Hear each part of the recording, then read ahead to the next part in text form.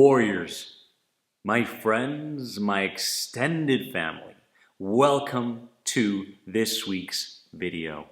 Before I get into it, I would love if you would subscribe to this channel and if you would hit the bell for all the notifications for my upcoming videos. I would truly appreciate it, and we can grow and heal together. My friends, I had a number of options in terms of what I wanted to do for this week's video. And of course, through healing anxiety, I have gotten to a place where I respect more so my intuition than I do my intelligence. What I mean by that is if I feel something in my heart and it's the right thing to do, I normally, usually, and commonly follow it. Whereas if I overthink something, I know that I'm forcing it and therefore I don't do it. So today what I want to do is I want to share with you some of the lessons that anxiety recovery, anxiety healing has taught me. And what's going to happen here? What's going to happen is you're either going to go, oh my God, I want that. Or you're going to go, oh my goodness, I have that and I didn't even realize I had it, right? Either way, remember this, warrior. You're exactly where you need to be at the stage you need to be in on this healing journey. So just because you may not be able to relate 100% to some of the lessons that I'm about to share with you, that is fine, because you need to be going through the experiences that you're presently going through in order for those lessons to naturally come into your life, in order for you to become someone unique, divine, and creative, who you're meant to be. Lesson number one that anxiety recovery taught me was that the good or the bad opinions of others meant nothing. Nada. Zilch. For a very long time in my life, my emotional state was dictated by the opinions of others. I would purchase the latest shirt. I would purchase the latest pair of shoes. I would put on a smile all day long.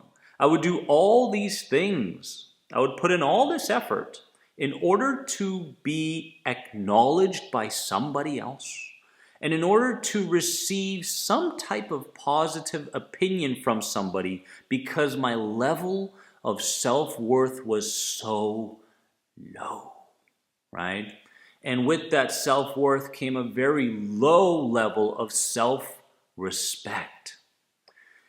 If you're currently going through your life hoping that the opinions of others match your own desires, then you're living basically as a slave to other people. You're not leading your life, you're being led by other people. Now let's understand perceptions and opinions of other people first and foremost. When someone provides an opinion of you or something you did in the past or whatever it is, it has everything to do with their own lives and has nothing to do with you. Because that's the case, your level of awareness in that moment will allow you to not become emotional because of somebody's opinion of you. Remember, healing begins with awareness. You have to become aware of the things that you're unaware of in order to change your responses, your actions, your habits, and such. So let's really dive deep into this and truly understand that the only opinion that truly matters is your own opinion. And no matter what anybody thinks or says to somebody else or says to you, only has something to do with what they're going through in their own lives, their own struggles, their own unresolved traumas, their own financial problems, their own hatred for themselves or others, their own unforgiveness. It has nothing to do with you. That, my friends, is such a freeing place to live. It truly, truly is. The second lesson that anxiety recovery has taught me is that being alone didn't have to mean loneliness. I was always looking to run from myself, distract from myself, avoid myself, for goodness sake. What was all that? I remember living my life constantly looking to be distracted by myself, my own ways of thinking. I remember even being really uncomfortable with the word love, really uncomfortable with myself, uncomfortable with people's kindness, uncomfortable with their compassion. It's almost like I constantly pushed all of that stuff aside, and I was always looking to accomplish what was in line with my core beliefs. And what was in line with my core beliefs was that I was undeserving. I didn't deserve to feel good about myself. I didn't deserve to manifest good things. I didn't deserve great relationships. All I deserved, at least what I thought at a core belief level, was that I deserved suffering. I deserved to suffer. Now, consciously that wasn't the case, but I realized that at an unconscious level, I was sabotaging all the good that was coming into my life. So, when you're alone with yourself, it does not mean loneliness. You could spend an entire day, heck, a week, a month, a year, by yourself. And you will learn so much about yourself, reality, life after death, so on and so forth, that you would never be able to learn these lessons should you be distracted by someone or something on the outside. This is a valuable, valuable lesson. And if you're currently with the perception that being alone equals loneliness, I need you to shift that. I need you to change that starting right now. Third lesson was that becoming overly concerned about your health can backfire. It can backfire. Now, here's the truth. I thought that I was doing something really good for myself by constantly, always, and never-endingly, I don't know if that's a word, you can check it and comment below, never-endingly focusing on my health. Oh my God, is that the perfect thing to eat in this moment? Am I walking the right way? Oh my God, am I breathing perfectly and with a certain amount of depth? Oh my God, I'm not breathing for 8 seconds, I'm only breathing for 7. Oh, stop.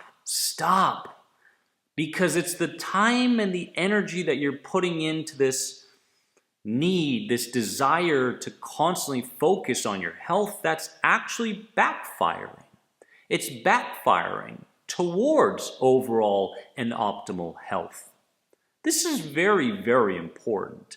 I need you to do what I did. I took a few steps back and I allowed myself to make mistakes. It wasn't that I was eating junk food all the time. It wasn't that I was totally unaware, but the truth was that I was allowing myself to be imperfect, because perfection lies within the imperfection that each and every one of us have within us. We have to allow ourselves to be imperfect so that we can experience optimal health. So if you're the kind that is constantly focusing on every single part of your life being absolutely perfect in order to gain overall health, I need you to understand that that may be backfiring right now. So please pay attention to it. Lesson number 4. This was a good one because for a long time I didn't realize that this connection was actually a connection. Okay? My digestive problems could and was the effect of my emotional and my mental health. You know, the last place we tend to look when we experience digestive problems is to the inside. when in fact the first place we should look is our mental and emotional health. And this is a common thread, irritable bowel syndrome, intestinal issues, that sort of thing. Gas bubbles going off in your stomach, going down to your groin, whatever it may be. Anything related to the gut area, the gut being your second brain, has everything to do with your emotional state. And a very interesting thing occurred to me as I was working with people. At this point, I've worked with thousands of people to help them heal from anxiety. And I realized that so many, the vast majority of past traumas, past traumatic experiences from childhood get stored around the gut area. So when I'm working with somebody and I'm going, okay, I want you to point to where you believe you're holding on to that fear, that overwhelm that's connected to that past experience, they connect it to their gut. What color is it? Well, it's either black or red, right?